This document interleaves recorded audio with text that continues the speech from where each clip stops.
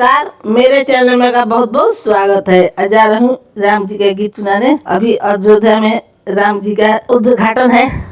ये गीत सुनना सब भक्तों के लिए बहुत जरूरी है, जरूर सुनिएगा। बारहो बरिसवा के राम जी दुलारुआ, अरे गेंदा खेले सरजू के तीर रे लाला नवा, अरे गेंदा खेले सरजू के तीर रे लाला नवा, खेलिया कूदिया राम जी घर चली आयो रे, अरे मंडप देखी भइले जवान रे लाला नवा, अरे मंडप देखी भइले जवान रे लाला नवा, हमारा अयोध्या में सोनही के मंडप हो, अरे ई त हउए बास के बा नावल रे लाला नवा, अरे ई त हउए बास के बा नावल रे लाला नवा, खेलिया कूदिया राम जी घर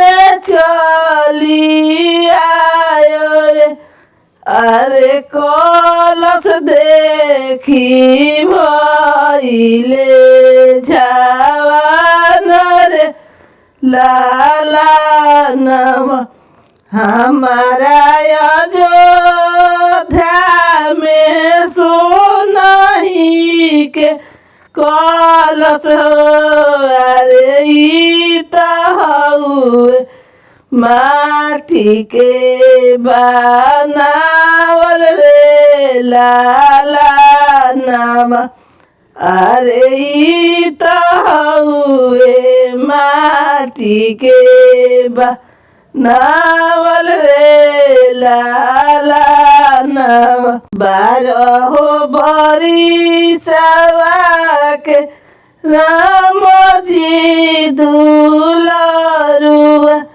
अरे गेंदा खेले सरजू के तीर रे लाला नवा, खेलिया कूदिया राम जी घर चली आयो रे, अरे चौमक देखी भइले जवान रे लाला नवा, खेलिया कूदिया राम जी घर चली आयो रे, अरे चौमक देखी भइले जवान रे लाला नवा, हमारा अयोध्या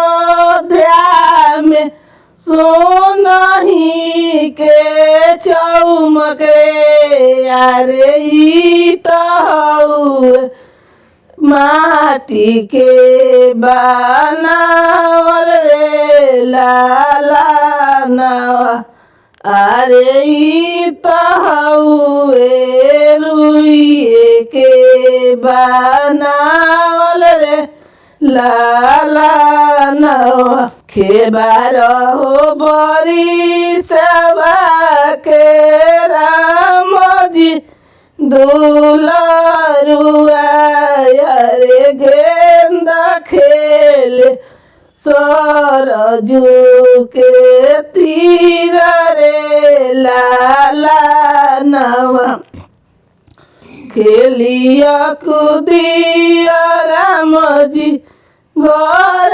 चलिया जी।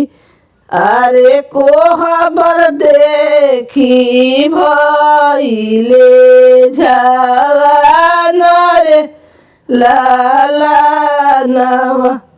अरे कोहबर देखी भइले जवान रे लाला नवा। हमारा अयोध्या में सोनाही के कोहबर। अरे ई त हउए चौरठ के बनावल रे लाला नवा। अरे ई त हउए चौरठ के बनावल रे लाला नवा। वीडियो पसंद है तो वीडियो को लाइक कीजिए, चैनल को सब्सक्राइब कीजिए। फिर मिलते हैं अगले वीडियो के साथ।